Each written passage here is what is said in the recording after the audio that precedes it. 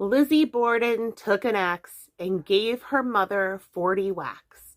When she saw what she had done, she gave her father 41. Hey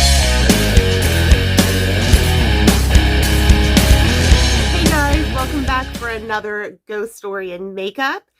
I am so glad that you came back with me, and by now I'm guessing that you know what we're going to be talking about today, and that is two of the most gruesome homicides in the history of the United States, courtesy of the Lizzy Borden house in Fall River, Massachusetts. Fall River was once the crown jewel of the United States textile industry. The town thrived in the 19th century because mills for textiles continued to spring up. It gained lasting notoriety because it was the home of two of the United States' most gruesome double murders. The morning of August 4th, 1892 began like any normal day, but ended in terror as Andrew and Abby Borden were butchered. Andrew was found in the settee in the living room, where he had been quietly taking a nap. Abby, on the other hand, was found in a bedroom upstairs, absolutely butchered, with her skull caved completely in. By the way, when Andrew was found, his head was nearly cut in two by the murder weapon. So, giant pool of blood, like, go for a dip if you're into that type of thing. Now, the pool of suspects in the Borden murders was really kind of small.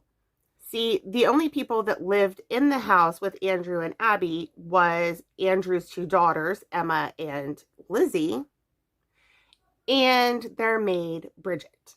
And so, suspicion immediately fell on Lizzy.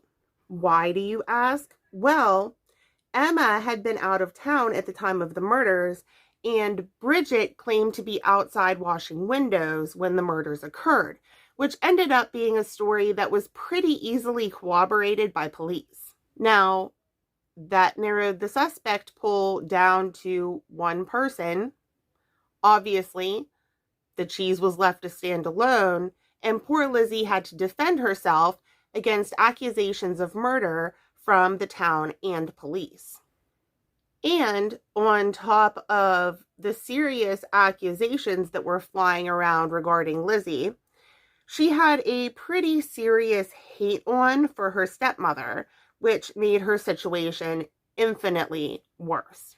So Lizzy was ultimately arrested and charged with the brutal slayings of both her father and stepmother. However, despite it being public knowledge that Lizzy had a serious hate on for her stepmother and frequently argued with her father over money matters, so did her sister Emma, which Lizzy had no problem pointing out when it came to her arrest.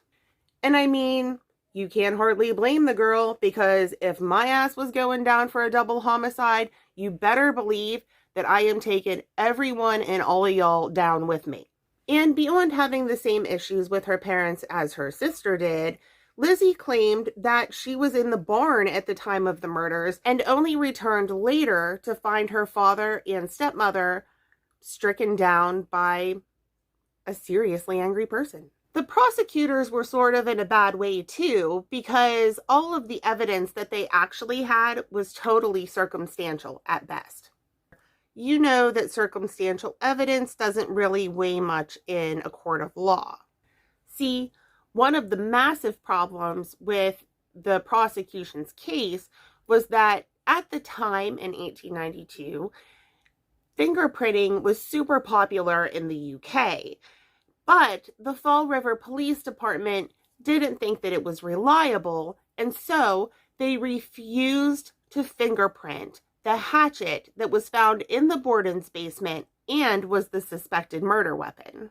Besides that, the only evidence that the prosecution in Fall River actually had was that Lizzy was supposedly seen attempting to buy some poison the day before the murder, and that she was seen burning a dress on the property afterwards. Now, at the trial, Lizzy ended up being acquitted by the all-male jury. See, All of the men who were looking over that case couldn't fathom, because of Lily's open Christian attitude and the fact that there was no blood found on her, that Lizzy could possibly be responsible for such brutal slayings. Of course, the men on that jury clearly did not know what we know now, which is that women are capable of terrible, terrible things. Hello, Eileen Wuornos. And if that's not suspicious enough for you, Lizzy certainly standed to gain by the death of her father and stepmother. You see, after Andrew Borden died, Lizzy ended up inheriting a nice fat chunk of change. And that nice lump sum ended up affording Lizzy the luxury of moving out of the old Borden house and into one of her own. And Lizzy stayed in that house until her death, despite tons and tons of public scrutiny. Of course, all of this was in the 19th century, which has given the house plenty of time to change hands, and it now exists as a bed and breakfast / museum right where it originally stood in Fall River, Massachusetts. Now, thanks to those gruesome, terrible double homicides, there's plenty of unrest in the house, which makes for feisty spirits who like to wander around the place. The causes of death are just one factor in the hauntings, of course, because now the home is filled with replicas of the Borden's furniture as it originally was at the time of the slayings. This also includes crime scene photographs, which amateur sleuths can check out to see if they can locate any missing clues. Super creepy is that an old 19th century autopsy table also has a home in the dining room, which is where Abby's original autopsy took place. And if that's still not quite an worry for you, there are also replicas of Andrew and Abby's skulls on display, not the real ones because those were used in evidence at the trial. Now, when it comes to ghostly activity, one tour guide claims to have been grabbed by an unseen hand, to have had her dress tugged on, and to have heard whispers, disembodied ones at that, in her ear.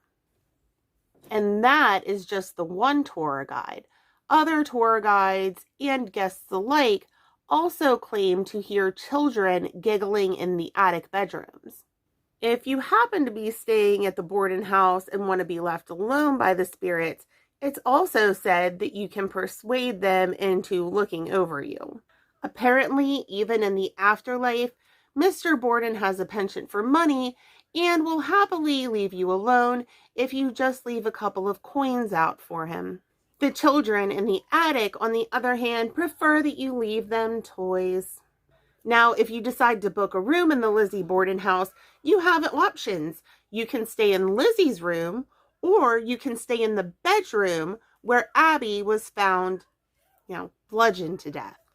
And if you happen to be a guest, you get an exclusive tour that is way more in depth than the general public gets. Sounds like a great spooky night to me, guys.